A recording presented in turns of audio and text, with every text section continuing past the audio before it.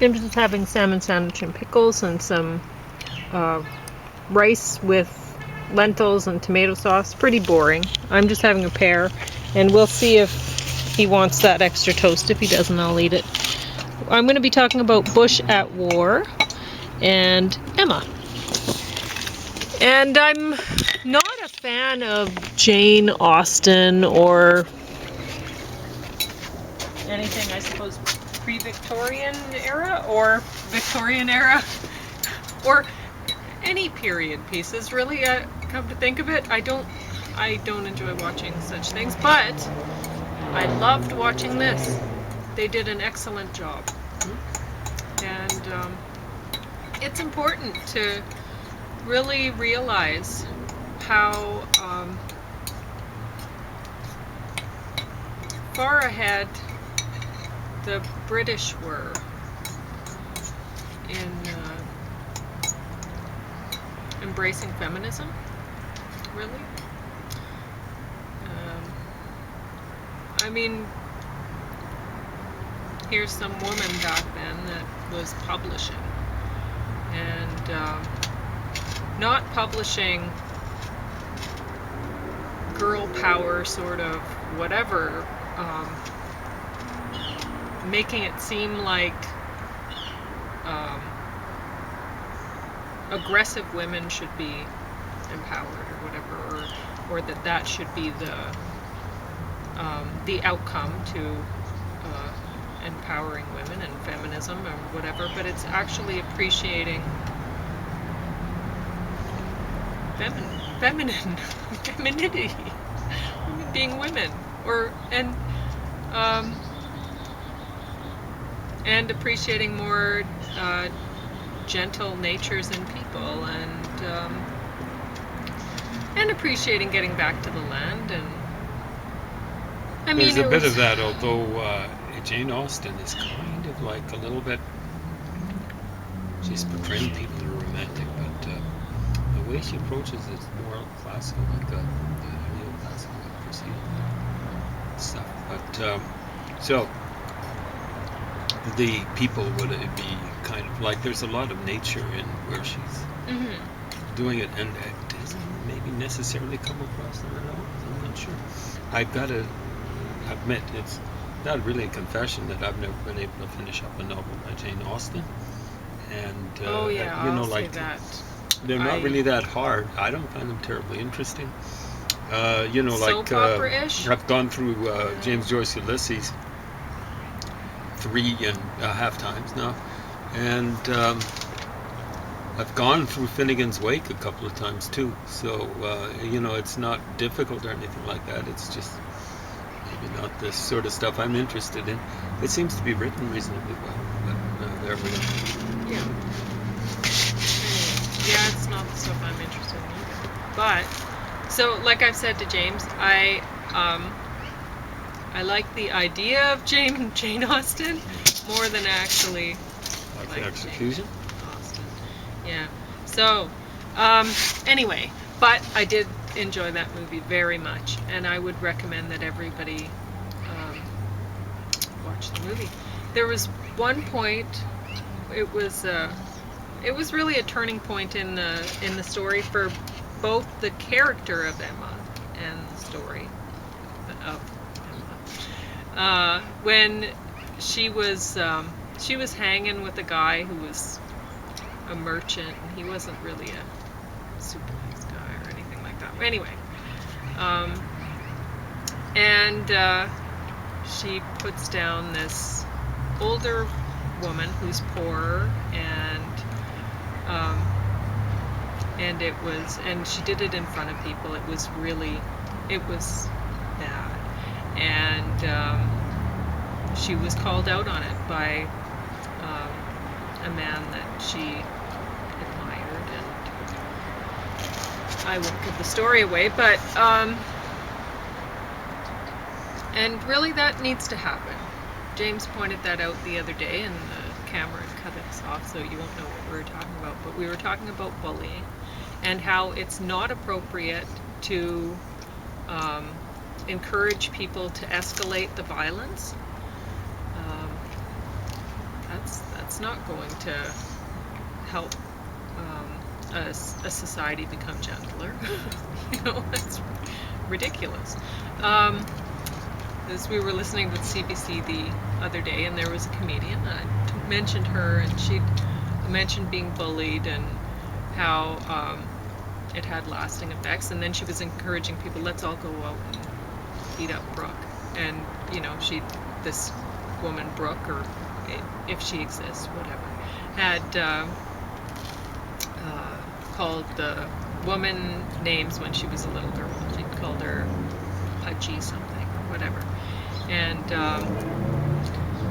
so anyway, there was more to do with that story, but that's all I really want to talk about that for now with the comedian. And anyway, I'm going to talk about Bush at War.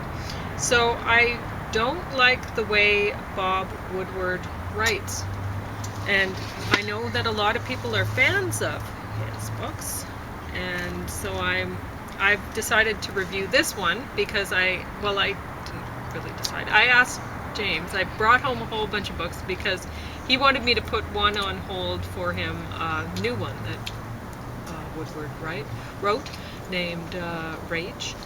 And so I put that on hold, and I'm the first person to have it on hold, so I should get it first, presumably. And I decided, well, I'll put all of his stuff on hold. And so this was before the library opened up the stacks to be perused by everybody, which it's an interesting way that our society is trying to control COVID. They've done things like they cut the hours of grocery stores so that for increased cleaning. But I was asking somebody, a loved one who worked in a grocery store, well, are they there? Who's there at night? And she's like, nobody. And so it's like, well, so they've reduced the hours, so now it's not open until 10 or whatever, when it used to be open at 7. So that for increased cleaning, but it could have been cleaned in the night. It could have been cleaned at 5 or whatever, instead of, it doesn't make any sense, right? So what they were doing was increasing how many people were at the grocery store at any given time. So whether you were in the grocery store, allowed in, or waiting outside, you were packed together, and making sure that as many people as possible were at the grocery store at any given time.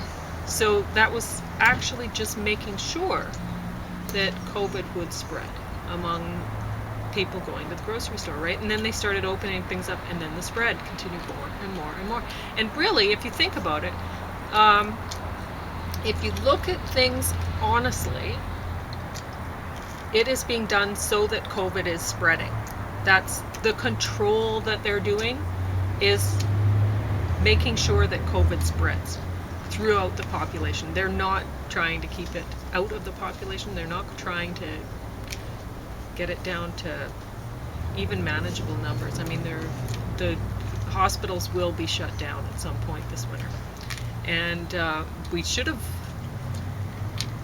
had some sort of, maybe as a population, said, look what happened in Italy, we have to, but what can you do, right? When you have aggressive people in power,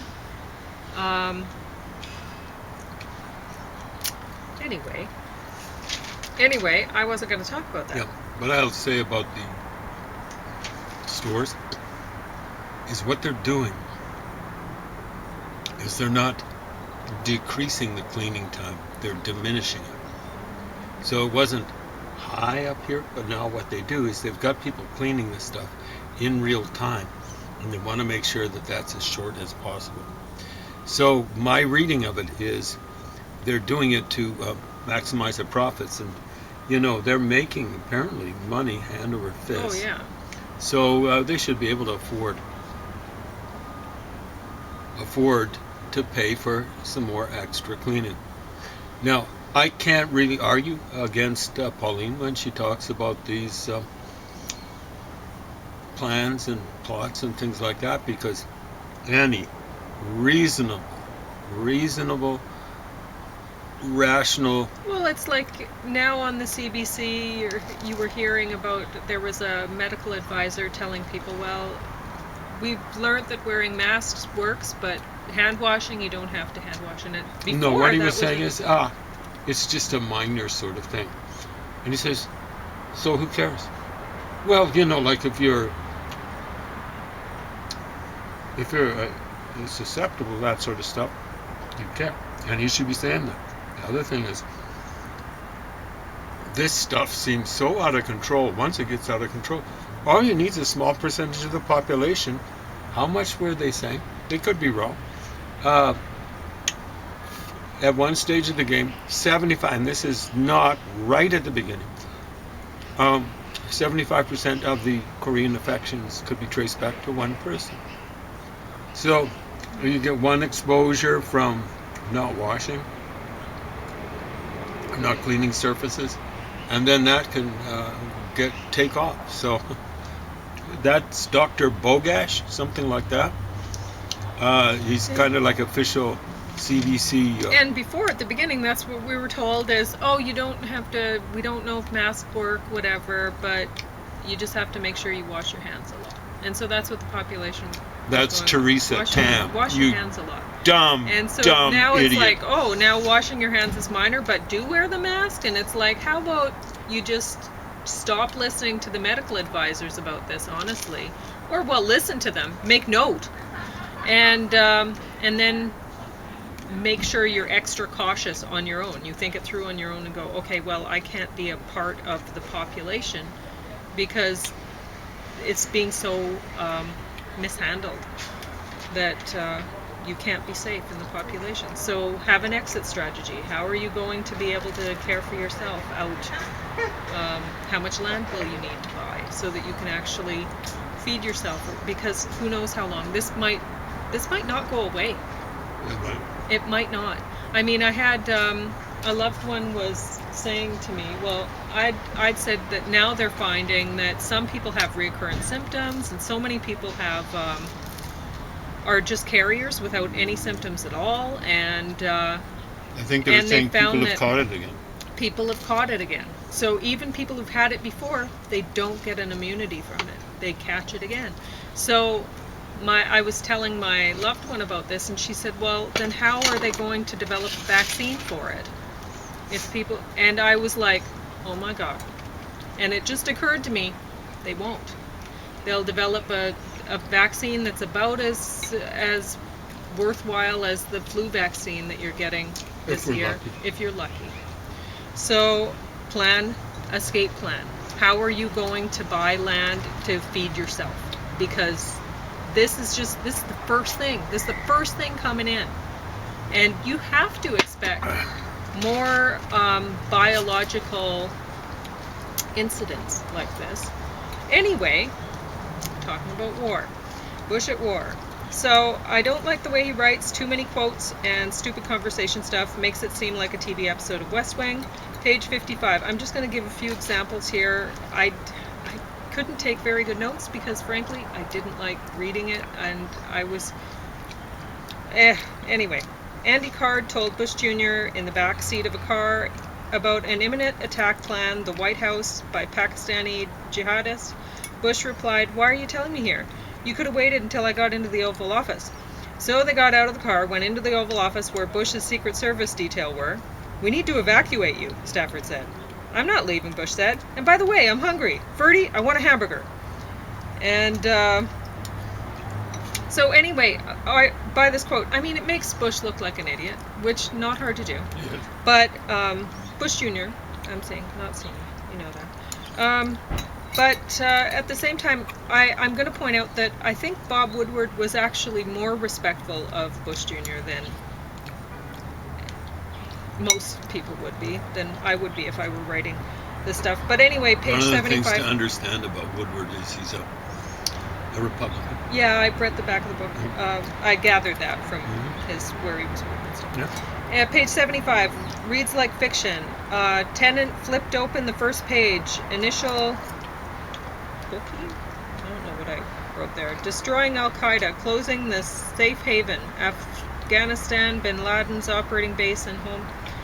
The plan called for full-scale covert attack on the financial underpinnings of the terrorist network, including clandestine computer surveillance and electronic eavesdropping to locate the assets of Al-Qaeda and other terrorist groups that were hidden and laundered among various charitable fronts and so-called non-governmental organizations, which I think is important because you have to wonder where money is going to when it's funneled into nonprofit organizations or any kind of charitable donations. Where, there needs to be transparency, and that's not only within the government, but within not-for-profit organizations, all sorts of businesses, and where campaign contributions, people should know. Anyway, page 100. One slide about potential operations in Afghanistan was labeled "Thinking Outside the Box, Poisoning Food Supply. Chemical or biological attacks are banned by treaties the U.S. had signed. A poison attack was exactly what they feared from bin Laden." Page 122, September 11 was a heinous crime not consistent with the Quran. Choosing sides in a zero-sum game. Tennant said, "We need to encourage the king, Mohammed Zahir Shah, Pashtun, 1933 to 1973. Do you want to talk on that? Well, the way it was being set up, there was maybe a narrative that, like the 60s or whatever, Afghanistan was... Did you want these toasts? Or Yes, you do? I was craving. Yeah, you can have them. I just toasted extra because I was wondering if you want. Okay, go ahead. There's some sort of paradise on earth. Okay. That might have been true by comparison with what followed. Of course, the commies got involved, Russian commies in this case. And there was a border there that they didn't respect and really didn't like. So they tried to, when the Americans got back in there, they tried to get some legitimacy of that sort. Although the Americans really don't believe in kings. The British believed in kings, and if you turn kings into constitutional monarchs, it looks like you have more stable, possibly more enlightened systems than you do if you have republics. Basing that on one study I can recall running across me back in the 70s, where it seemed to show that constitutional monarchies were more stable than republics on average, and it looked like a pretty convincing sort of study. Before then, I was, I guess you could style me a Republican. I wanted to get rid of the monarchy here in Canada, but I changed. People should be able to change when they get reliable data that kind of like subverts their or undermines their belief system. And September 11th being a heinous crime not consistent with the Quran? I don't want to talk about that. No, but... all I will say is... the buildings are tall. Oh, yeah. Yes. It's supposed to be, at least according to some interpretations of the Quran, honestly, that maybe not so much the Quran, but stuff that's been written, the hadith or hadiths, if we're going to anglicize the plural, or the biography of Muhammad, that it's a kind of like a sign of arrogance to have a building, I believe it's taller than 4 stories. I think under those sorts of circumstances, or under that kind of law, the World Trade Center kind of doubled the offense.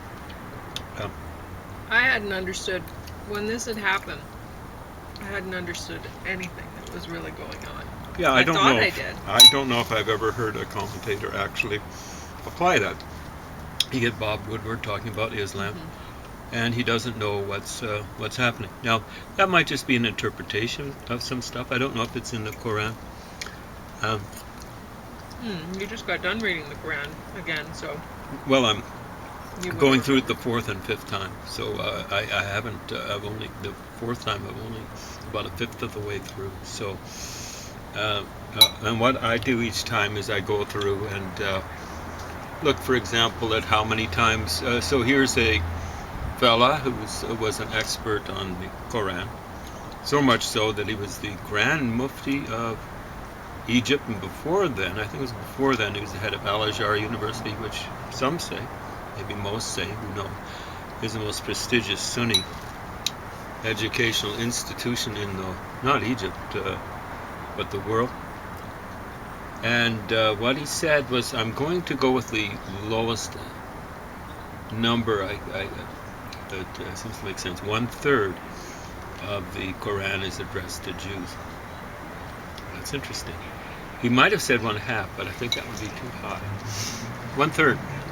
And so what I'm doing is going through how many times Jews are addressed or mentioned, or if how many times they're. I'm not going to use the going term. It starts with A and a P, but how many times their tradition is used. There's a better term for used in the Quran itself. And so you'll get things like Ibrahim, Isa. Well, this is not so much a Jewish tradition, but a Christian tradition, even though he was a Jew. Isa is Jesus. Ibrahim is Abraham. Jacob, so on and so forth. Yunus, that's probably the Greek version, taken from the Septuagint, of Jonah. They're all Muslims. Okay, that's interesting. And I'll be going through and doing how often the Christian tradition is used. There's a better, more accurate word. It starts with AP for what's happening there, a verb that you'd use instead of used. And I'll be going through and looking and seeing. I've got a fairly good background in the Old Testament, or as the Jews might refer to it as Scripture or something like that, Holy Scripture. The New Testament and things like that. And I'll be going through and seeing how many times, and I'll be looking at, let's say, something like the Srimad Bhagavatam, how many times violence is mentioned and referred to, or I could go with Bhagavad Gita. There'd be a lot of violence in that, because, or at least in the Mahabharata, that's the story of the Bharata War, which is the Indian War, which I date to 729 BC. But because there's an eclipse mentioned, and there's a eclipse that like in that area where Kurukshetra, this particular area. There are other reasons why I date it quite a bit later than the conventional dating. The traditional dating, of course, is stunningly way back in antiquity. So, and I'll be studying that. I'll be studying, Confucius, Analects, Lao Tzu, the Way, and the Tao, so on and so forth, and seeing what traditions, what their attitude is towards violence and things like that. Christianity will look, I think, relatively good, so long as we're looking at the New Testament. If you include the Old Testament and things, well, there's going to be a lot of mention of violence. Well, there's the saying, Old Testament justice. Yeah, exactly right. So it's a saying for a reason. Anyway, page 132, Red Cell terrorist targets. I'm going to be looking at this list of Red Cell terrorist targets and applying them to something else. So if you want to look at that, that's page 132. Page 145. I'm the commander, see? I don't need to explain. I do not need to explain why I say things. That's the interesting thing about being the president. Maybe somebody needs to explain to me why they say something, but I don't feel like I owe anybody an explanation. Wow. It's what I say about democracy when you don't have yearly elections. After you get elected, it's, well, when you're going through the electoral process, oh, the electorate, you're promising everything to them. You promise the skies. It's like a courtship done by a negligent Well, husband. the thing is with Bush, the thing that made him such a bad president was not the fact that he's a yellow even, not the fact that he's a really stupid yellow, but because honestly he had Dick Cheney was the red that was really controlling things He as was far the as president. anybody could see. And but the thing that made Bush such a bad president is he actually thought that he was the president. He didn't realize that he was just there to be waving pom-poms. Can you imagine Right? Dick Cheney being settled enough to slip that by someone? Yeah. He's not. That's how stupid George Bush Jr. was and Page is. 276 to 277. October 30th. President at New York to throw the ceremonial first pitch at Game 3 of the World Series wearing a New York Fire Department windbreaker. He gave a thumbs up to the crowd, which was imitated by about 15,000 fans. Oh, is that Then- true? Maybe 15. I think other people were raising other digits. Then I don't think so. No, Then it he was threw a- very popular then. Then he threw a strike from the rubber, highest part of the mound, long throw. The stadium erupted. Karl Rove thought, while watching, that it's like being at a Nazi rally. 288. And that might not have Rumsfeld list. bothered him that much. Karl Rove was not a Democrat, right? Yeah. He was something like idiot's campaign manager. Rumsfeld's list of buildings to protect nuclear reactors, facilities for storing, making nuclear reactors, tall buildings, and in Chicago, other And cities, George Bush's Crawford Disney outhouse. amusement parks are high priority landmarks. Page 322. The ghosts in the machine were Rumsfeld and Cheney in Powell's view. They often, too often, they went for the guns and the horses. I like that quote. Page Only 336. with not enough guns and horses. They went into Iraq, a country maybe well, the he size made of. a point of saying something about the going in too small or something like that at some point. So he did point that out. Small, I don't know. Small is an understatement. It's a big understatement. Went in there with 100,000 troops, a little over, I think. And this is a country that's about the size of Alberta. Alberta's huge. And but with a much higher population. I'd say at least, well, I won't say at least, because I'm going with the whole population of Alberta, but something like 10 times the population of Alberta back then. Not quite. At least 5 times we'll go. Well, 5 times? Yeah. Page Way 3, more than 5 times. 336. The UN had become too much like the post-WW1 League of Nations, a debating society with no teeth. They all agreed that the president should not go to the UN to ask for a declaration of war. Page 337. There were only approximately 11,000 FBI agents and 180,000 U.S. Marines. Could not some of those Marines, some of whom are excellent intelligence officers and security experts, be assigned